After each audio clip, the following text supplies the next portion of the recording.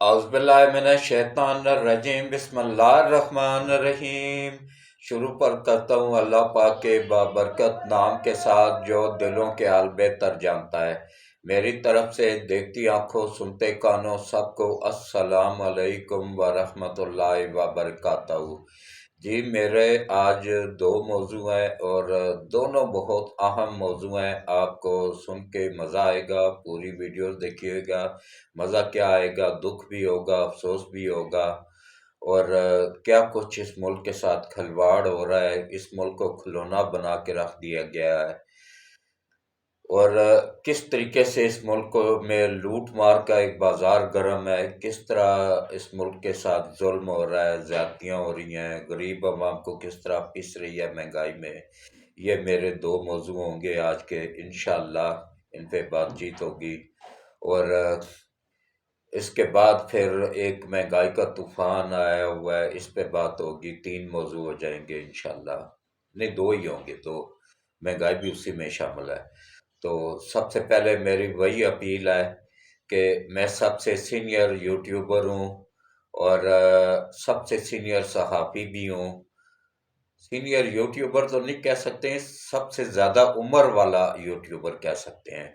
और सबसे सीनियर सहाफ़ी होने का एजाज़ भी मुझे हासिल है कि मैंने 1975 में अपनी सहाफ़त का आगाज़ किया था नवाए वक्त अखबार से। उसमें मैं अदारिये लिखता रहता था। उससे मैंने अपनी सहाफ़त का आगाज़ किया था, जो अल्हम्दुलिल्लाह अभी तक वो सफ़र जारी है और इंशाअल्लाह आगे भी जारी रहेगा। उस वक्त टीवी वगैरह तो होते नहीं थे, ये अखबारें वगैरह ही होती थी। बहुत बाद में टीवी आया था।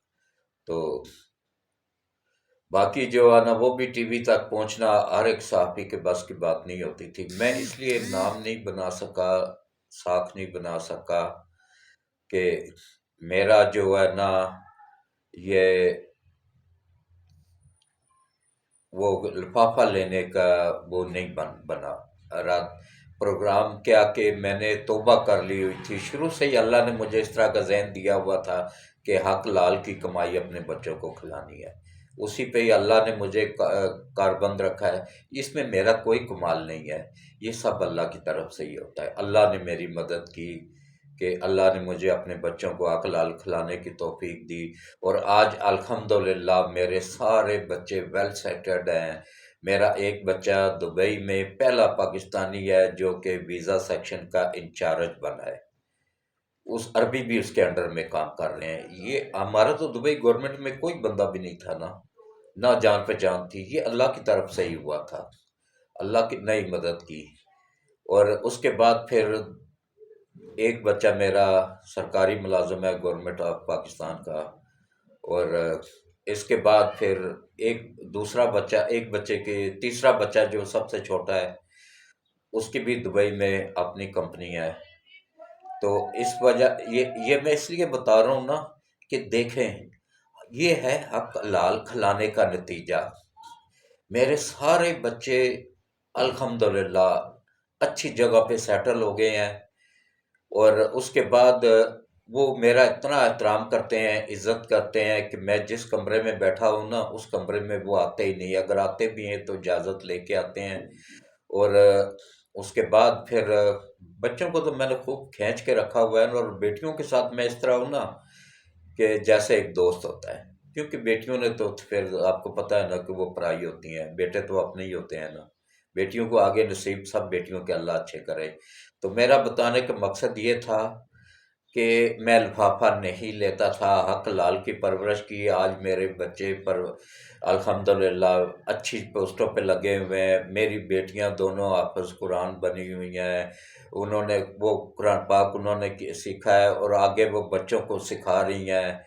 और अल्हम्दुलिल्लाह अल्लाह ने हमें तौफीक दी है। हम लोगों को सिर्फ कहते हैं बच्चे भिजवा दें हमारे घर, कुरान पाक भी हम देते हैं, सिपारे भी हम देते हैं। और जो बच्चा कंप्लीट कर लेता है उसको इनाम भी देते हैं, ताकि दूसरे बच्चों को भी शौक पैदा हो।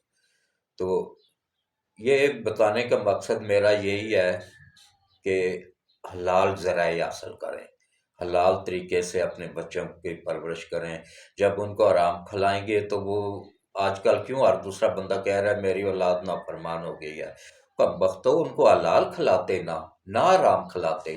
جب حرام ان کے جسم میں شامل کرو گے تو پھر ان سے کیسے امید رکھ سکتے ہو کہ وہ تم لوگوں کو احترام دیں گے یا عزت دیں گے؟ پھر مت امید رکھو، پھر وہی کچھ ہوگا جو تمہارے ساتھ ہو رہا ہے، یہ بھی کم ہو رہا ہے، اس سے بھی زیادہ ہونا چاہیے۔ کیوں آرام کھلایا تھا ان کو؟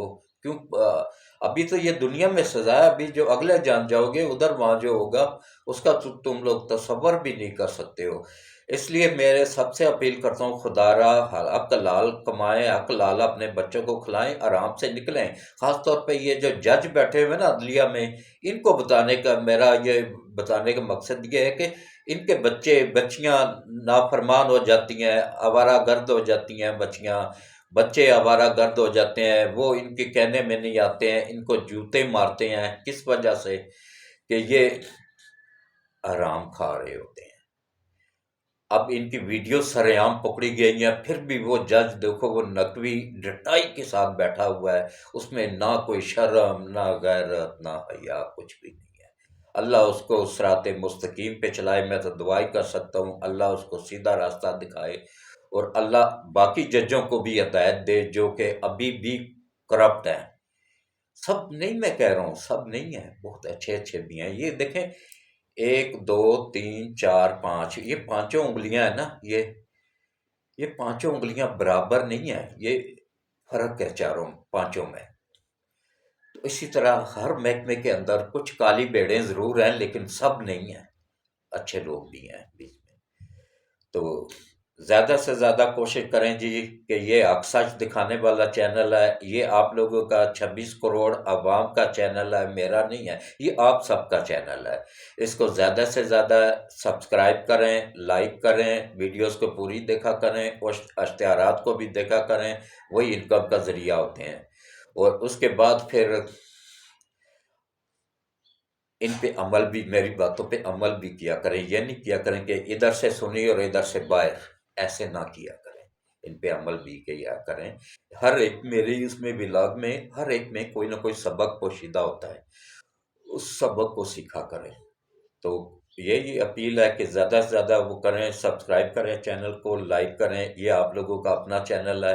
اور زیادہ سے زیادہ جن لوگوں کو واٹس ایپ بنے ہوئے ان سے بھی اس چینل کو سبسکرائب کروائیں۔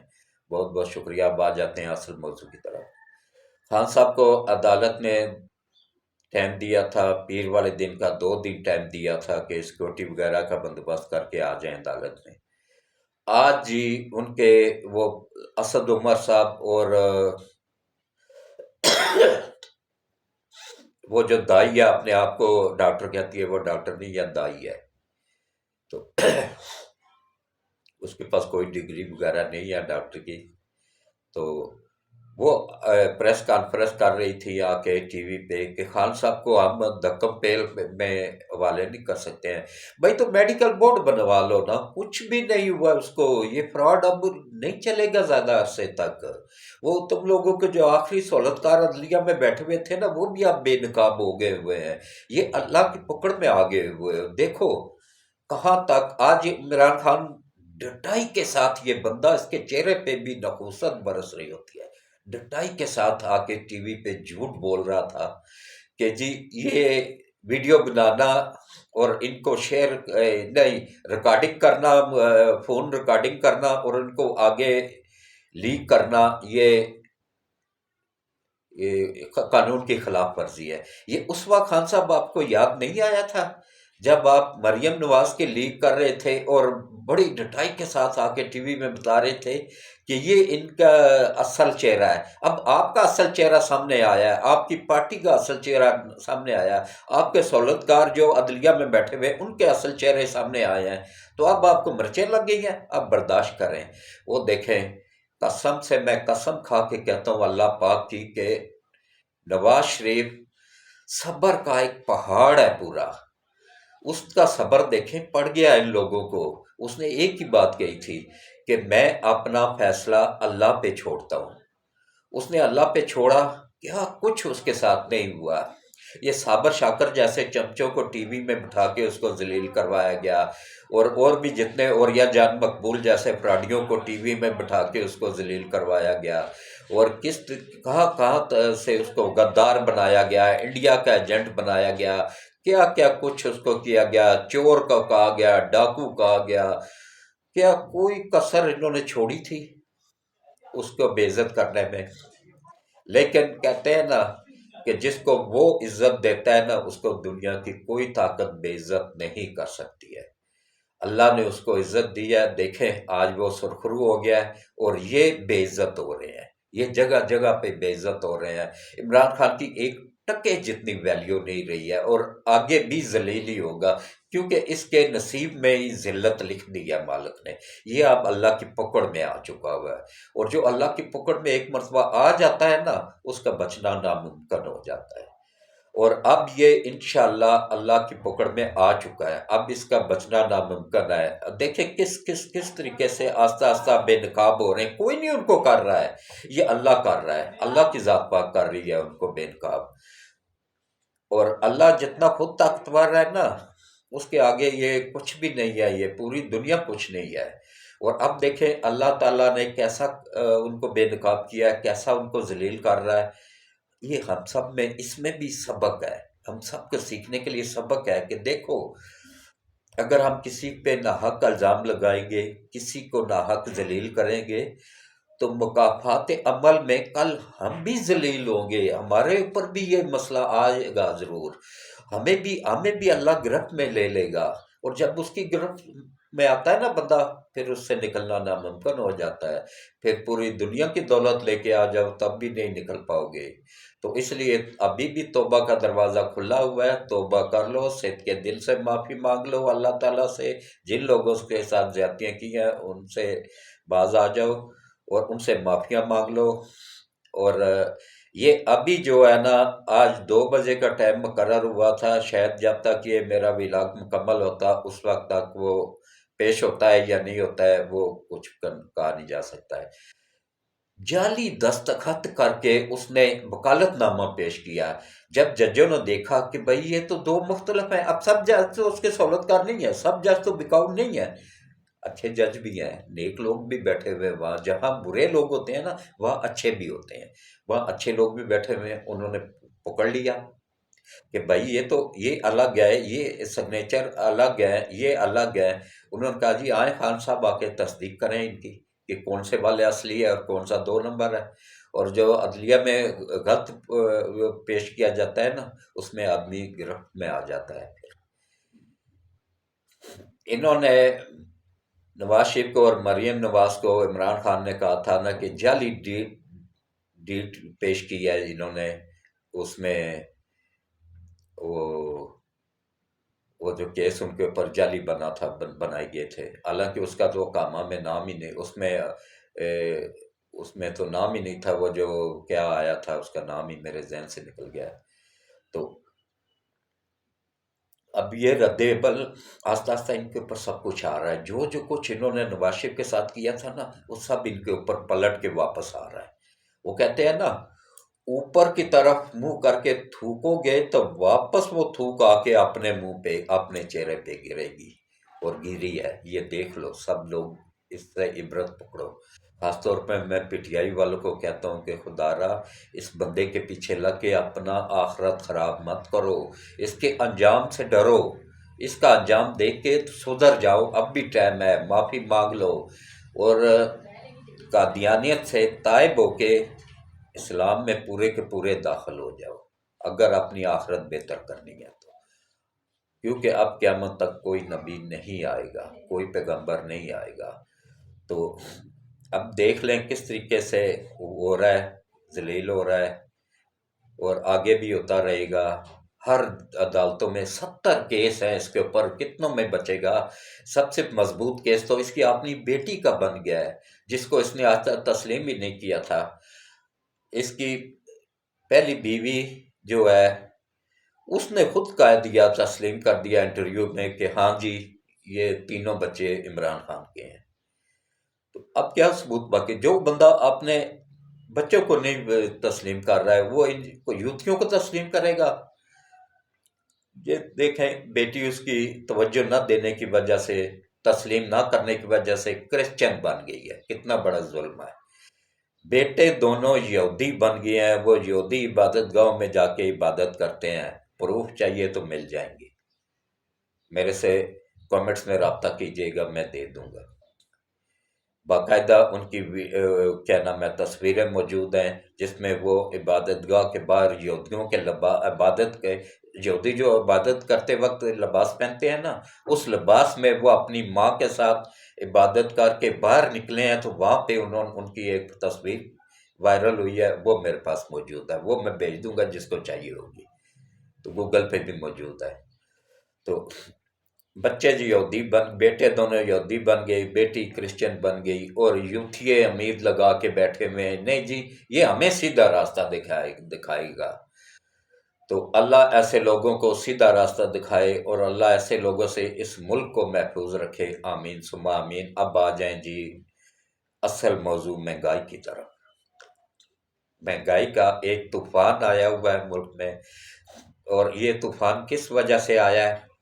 یہ جو ڈالر بے قابو ہوا ہے، یہ آئی ایم ایف کی مجبوری تھی، خان صاحب نے لکھ کے ان کو دیا ہوا تھا کہ پیٹرول 310 تک لے کے جانا ہے، اور جائے گا، یہ میری لکھ لو آج، پیٹرول 310 پہ آ کے رکے گا، اس سے پہلے نہیں رکے گا، یہ ابھی اور جائے گا آگے۔ تو اس کے بعد پھر یہ دیکھیں کس طرح، ہاں شہباز شریف کو بھی میں کہتا ہوں کہ بھائی تلخ فیصلے اگر کرنے ہیں تو سارے عوام پہ مت منڈو، عوام پہ مت کرو، سب اپنے وزیروں کے فری میں جو پیٹرول ہے وہ ختم کرو، جو بیوروکریٹس کو پیٹرول ہے ختم کرو، سب سے پہلے تو ان ججوں کا پیٹرول ختم کرو۔ کیا ان کی لاکھوں میں تنخواہیں یہ اپنا پیٹرول خود نہیں خرید سکتے؟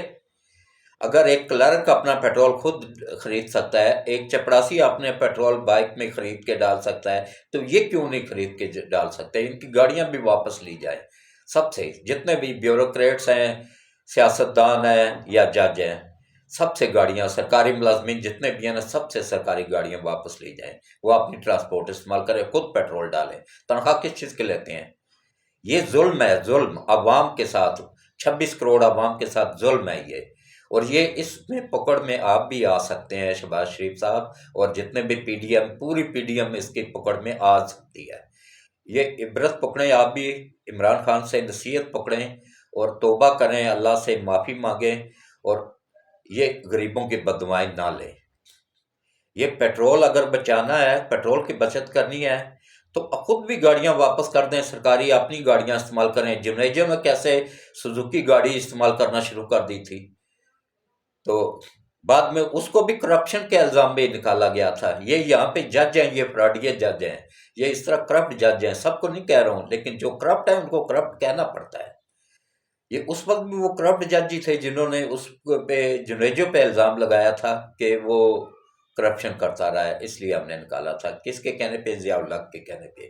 ضیاء الحق بہت بڑا ڈکٹیٹر تھا، بہت بڑا فراڈیا تھا، جس نے اسلام کا نام لے کے تو یہاں پہ 12 سال حکومت کی تھی، اسلام کو استعمال کیا تھا اس نے سیاست کے لیے، اپنی گندی سیاست کے لیے، اس ملک کو بیڑا گرک کرنے کے لیے۔ ہاں یہ دو بندے اگر ایک کام کر جاتے نا، کالا باغ ڈیم بنا جاتے، تو میں کہتا ہوں یہ وفادار تھے، یہ فل اختیارات تھا، ضیاء الحق کے پاس بھی فل اختیارات تھا، مشرف کے پاس بھی، ان دونوں نے نہیں کیا، وہ دونوں جو ہے نا ملک کے وفادار نہیں ہو سکتے ہیں۔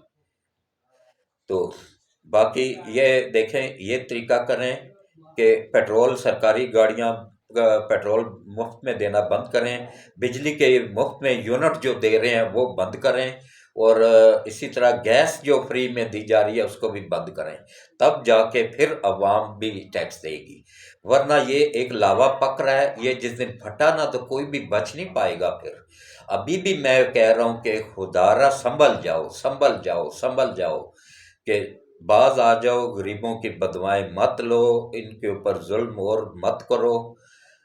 کہ ہاں اب ایک چیز میں نے نوٹ کی ہے، کل میں نے یہ باہر ایک ٹرک کھڑا تھا، اس کے اوپر سے پہلے میں نے ایک مرتبہ پہلے لایا تھا، اس کے بعد توبہ کر لی تھی، یہ پی ٹی آئی کے دور میں نے پنجاب میں جب اس کی گورنمنٹ تھی نا، وہ بزدار کی، عثمان بزدار کی، اس وقت میں ایک تھیلا آٹے کا لیا تھا میں نے ٹرک سے نا، جو ٹرک کھڑے ہوتے ہیں سرکاری نرخوں پہ دینے والے، اتنا گندا اور کالا سیاہ آٹا تھا نا کہ ہم نے پھر کھایا ہی نہیں تھا، وہ ہم نے وہ کباڑیے کو دے دیا تھا، اور اس کے بعد پھر نہیں لایا تھا۔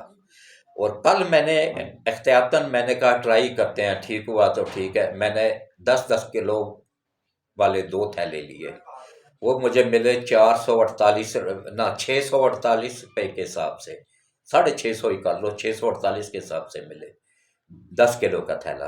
گھر آ کے کھولا اور میری وائف نے مجھے بتایا کہ الحمدللہ جی آٹا بہت اچھا نکلا ہے، بہت بہترین کوالٹی کا نکلا ہے۔ اس لیے میں غریب لوگوں کو کہتا ہوں کہ یہ یوٹیلٹی سٹور پہ یا پھر اچھا ابھی بھی یوٹیلٹی سٹور پہ جو آٹا مل رہا ہے نا وہ اتنی اچھی کوالٹی کا نہیں ہے۔ اب اگر آ گیا ہو تو میں کچھ نہیں کہتا ہوں، اب میں نے ان دنوں میں نہیں لیا، لیکن یہ جو ٹرکوں پہ آ رہا ہے نا بہترین کوالٹی کا آٹا آ رہا ہے۔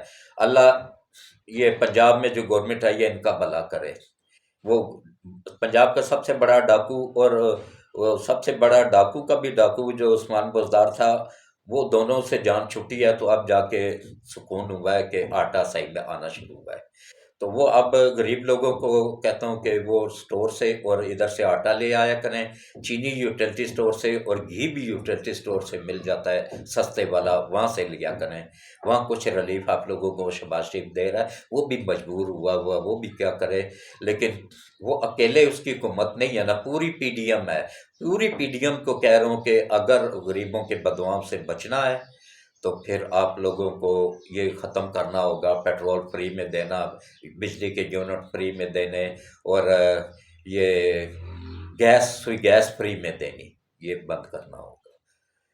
اور اسی طرح جو یہ ٹی اے ڈی اے دیا جاتا ہے نا اس کو بھی ختم کریں، کیونکہ ملک اس وقت ہمارا بہت زیادہ کرائسس میں ہے۔ جب تک ملک کی صورتحال بہتر ہوتی ہے اس وقت تک یہ سب بند کریں، اور غریب عوام پہ اب مزید بوجھ نہ ڈالیں، جتنا ڈالنا تھا ڈال لیا، اب مزید ان میں گنجائش نہیں رہی ہے۔ لوگ فاقوں پہ آ گئے ہیں، جو 3 وقت کھانا کھاتے تھے اب 1 وقت کا کھا رہے ہیں۔ میں حقیقت بتا رہا ہوں، میں خود مڈل کلاس سے ہوں، مڈل کلاس میں رہتا ہوں، غریبوں کے کچی آبادیوں میں ورک کرتا رہتا ہوں۔ کچی آبادیوں میں غریب کس طرح زندگی گزار رہے ہیں اس کی معلومات لینی ہے تو میرے سے لو، میرے سے پوچھو۔ میں مسلم لیگ ضلع راولپنڈی کا سابقہ سینئر وائس پریزیڈنٹ بھی رہا ہوں۔ اب تو وہ مسلم لیگ میں بھی وہ آ گئے ہیں جو چمچہ گیری کرتے تھے، میں چمچہ گیری نہیں کی، اس لیے میں وہاں سے بھی پیچھے رہ گیا ہوں۔ شکر اللہ کا جی، رات کو سکون سے سو جاتا ہوں۔ تو چاپلوسی کرنے سے کچھ حاصل نہیں ہوتا ہے، یہ غریبوں کی بددعائیں ملتی ہیں، ان کی بددعاؤں سے ڈرو اور اپنے توبہ کرو اور مزید مہنگائی کو روکو۔ اور آخر میں وہی دعا ہے کہ اللہ نبی پاک صلی اللہ علیہ وآلہ وسلم کے صدقے اللہ تعالیٰ اس ملک کی حفاظت فرمائے، اس ملک کو اپنی حفظ و امان میں رکھے، اور ہمارے آرمی چیف حافظ عاصم منیر صاحب کو اللہ صحت والی ایمان والی زندگی دے، اور جو سیلاب میں گرے ہوئے لوگ ہیں اللہ ان کی غیب سے مدد فرمائے، اور اللہ تعالیٰ اس ملک کو دیوالیہ ہونے سے محفوظ رکھے، اور انشاءاللہ محفوظ رکھے گا، کیونکہ یہ 27ویں رمضان کو بنا تھا، اس کی حفاظت خود اللہ کر رہا ہے۔ اور اللہ تعالیٰ ہمارے آرمی چیف کو سلامت رکھے، ان کو لمبی ایمان والی صحت والی زندگی دے، ہمارے چاروں کور کمانڈروں کو سلامت رکھے، اور ہمارے I S I chief general Nadeem صاحب کو اللہ سلامت رکھے، اور اللہ تعالیٰ ایئر فورس کے چیف کو سلامت رکھے، نیوی کے چیف کو سلامت رکھے، تمام نیک افسران کو سلامت رکھے، اچھے افسران کو سلامت رکھے، اور جیسے آرمی میں صفائی ہوئی ہے ایسے ہی اللہ تعالیٰ ہمارے یہ سپریم کورٹ میں بھی صفائی ہونے کی قاضی فائز عیسیٰ صاحب کو توفیق دے، اور اللہ تعالیٰ یہ جو کرپٹ جج ہیں ان کو اپنے انجام تک پہنچائے، اور اللہ تعالیٰ غیب سے ان کو ہدایت دینا چاہے تو ہدایت دے، اگر ہدایت کے قابل ہیں تو ہدایت دے، اگر ہدایت کے قابل نہیں ہے تو اللہ ان کو نیست و نابود فرمائے۔ اور اللہ تعالیٰ اس ملک کو جس نے بھی تباہ کیا ہے نا، یا اللہ نبی پاک صلی اللہ علیہ وآلہ وسلم کے صدقے ان کی نسلوں کو بھی تو بھی اسی طرح تباہ و برباد فرما جیسے انہوں نے اس ملک کو تباہ کیا ہے۔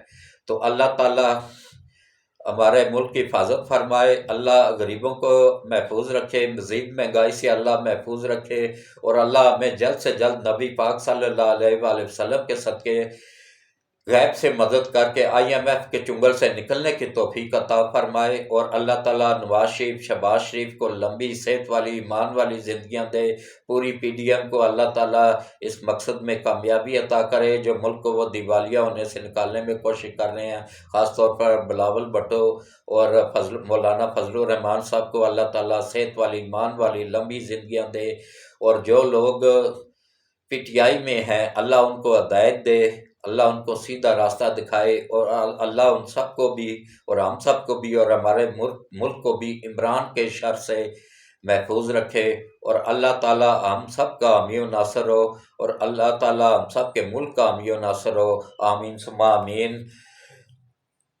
ٹھیک ہے جی، اس کے ساتھ ہی میں اب اجازت چاہوں گا۔ پاکستان زندہ باد، افواج پاکستان پائندہ باد، اللہ حافظ۔